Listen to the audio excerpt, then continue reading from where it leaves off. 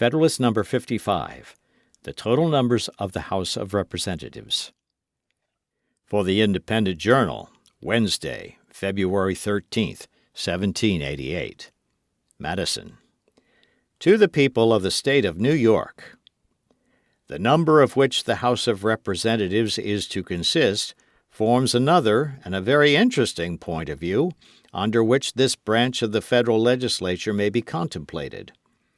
Scarce any article indeed in the whole Constitution seems to be rendered more worthy of attention by the weight of character and the apparent force of argument with which it has been assailed.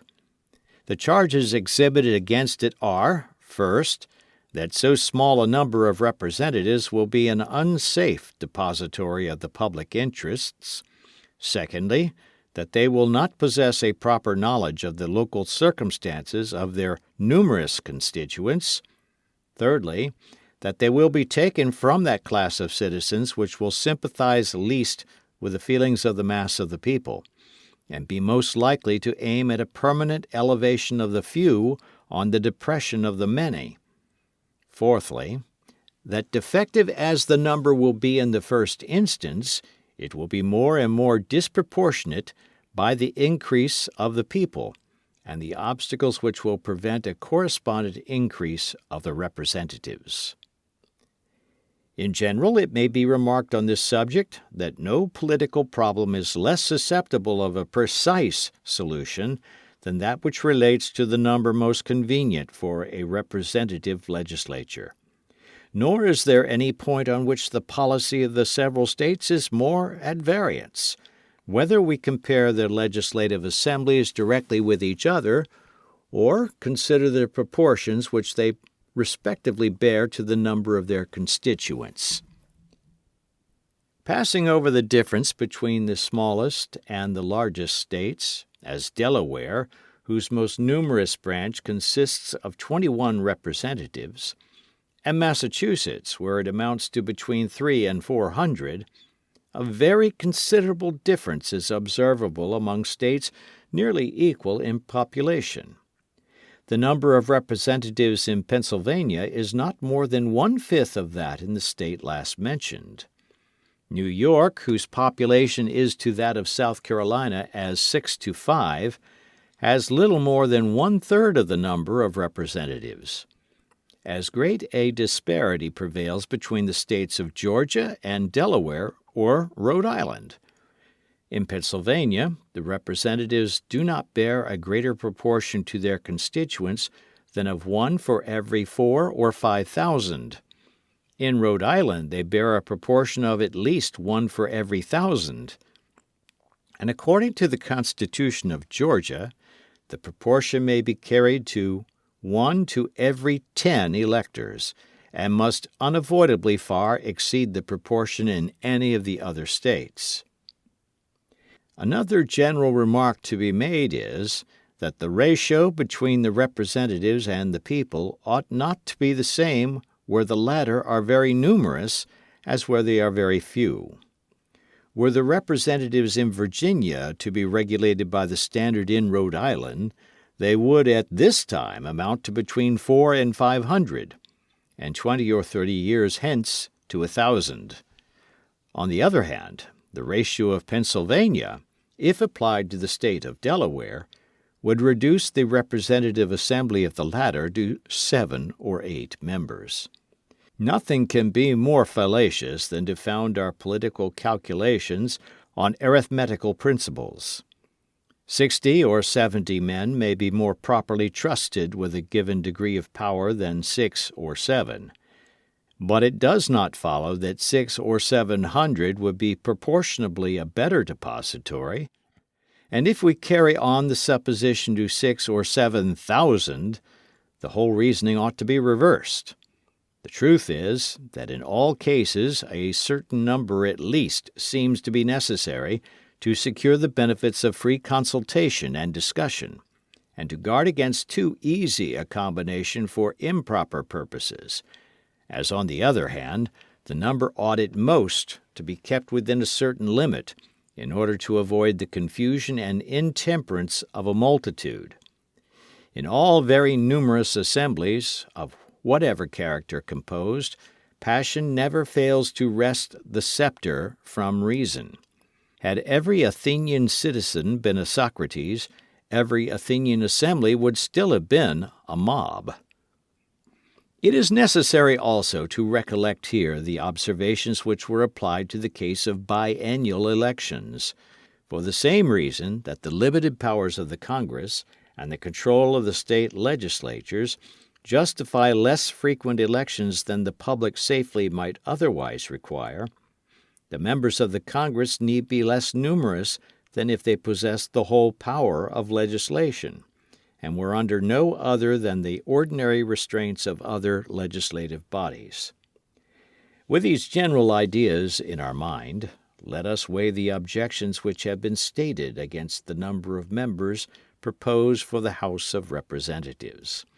It is said, in the first place, that so small a number cannot be safely trusted with so much power. The number of which this branch of the legislature is to consist, at the outset of the government, will be 65. Within 3 years a census is to be taken, when the number may be augmented to 1 for every 30,000 inhabitants, and within every successive period of 10 years the census is to be renewed, and augmentations may continue to be made under the above limitation. It will not be thought an extravagant conjecture that the first census will, at the rate of 1 for every 30,000, raise the number of representatives to at least 100. Estimating the negroes in the proportion of 3/5, it can scarcely be doubted that the population of the United States will by that time, if it does not already, amount to 3 millions. At the expiration of 25 years, according to the computed rate of increase, the number of representatives will amount to 200, and of 50 years to 400. This is a number which, I presume, will put an end to all fears arising from the smallness of the body. I take for granted here what I shall, in answering the fourth objection, hereafter show, that the number of representatives will be augmented from time to time in the manner provided by the Constitution. On a contrary supposition, I should admit the objection to have very great weight indeed. The true question to be decided, then, is whether the smallness of the number, as a temporary regulation, be dangerous to the public liberty. Whether 65 members for a few years, and 100 or 200 for a few more, be a safe depository for a limited and well-guarded power of legislating for the United States. I must own that I could not give a negative answer to this question without first obliterating every impression which I have received with regard to the present genius of the people of America, the spirit which actuates the state legislatures, and the principles which are incorporated with the political character of every class of citizens. I am unable to conceive that the people of America, in their present temper or under any circumstances which can speedily happen, will choose, and every second year repeat the choice of, 65 or 100 men who would be disposed to form and pursue a scheme of tyranny or treachery. I am unable to conceive that the state legislatures, which must feel so many motives to watch, and which possess so many means of counteracting the federal legislature, would fail to either detect or defeat a conspiracy of the latter against the liberties of their common constituents. I am equally unable to conceive that there are at this time, or can be in any short time in the United States, any 65 or 100 men capable of recommending themselves to the choice of the people at large, who would either desire or dare, within the short space of 2 years, to betray the solemn trust committed to them.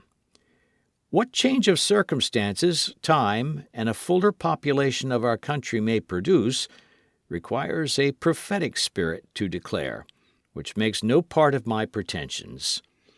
But judging from the circumstances now before us, and from the probable state of them within a moderate period of time, I must pronounce that the liberties of America cannot be unsafe in the number of hands proposed by the Federal Constitution. From what quarter can the danger proceed? Are we afraid of foreign gold? If foreign gold could so easily corrupt our federal rulers and enable them to ensnare and betray their constituents, how has it happened that we are at this time a free and independent nation? The Congress which conducted us through the Revolution was a less numerous body than their successors will be. They were not chosen by, nor responsible to, their fellow citizens at large. Though appointed from year to year, and recallable at pleasure, they were generally continued for 3 years, and prior to the ratification of the Federal Articles, for a still longer term. They held their consultations always under the veil of secrecy. They had the sole transaction of our affairs with foreign nations.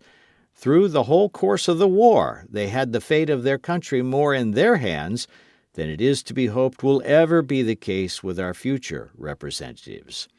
And from the greatness of the prize at stake, and the eagerness of the party which lost it, it may well be supposed that the use of other means than force would not have been scrupled.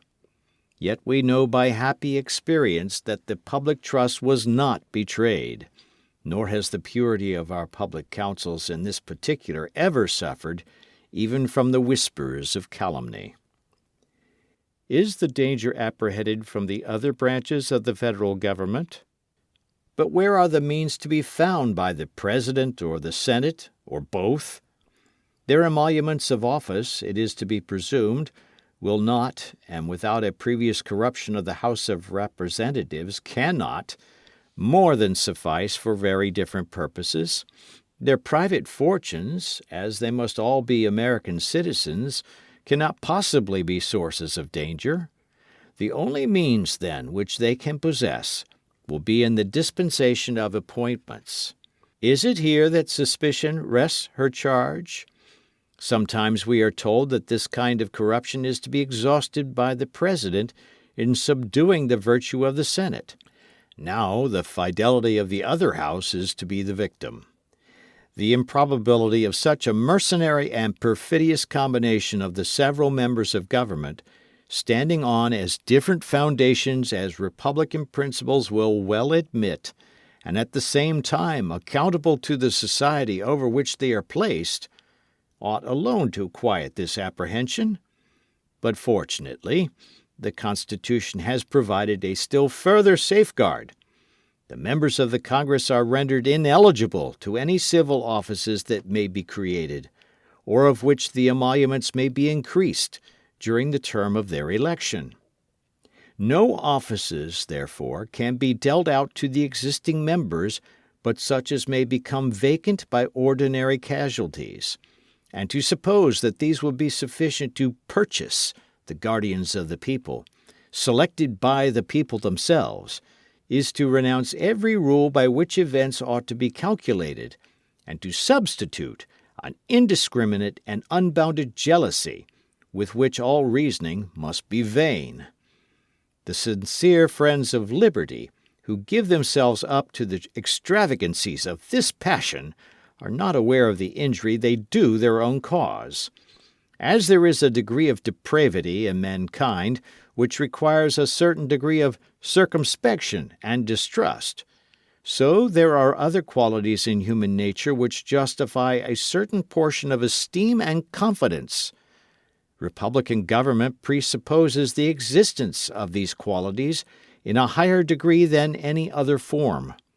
Were the pictures which have been drawn by the political jealousy of some among us faithful likenesses of the human character, the inference would be that there is not sufficient virtue among men for self-government, and that nothing less than the chains of despotism can restrain them from destroying and devouring one another. Signed, Publius.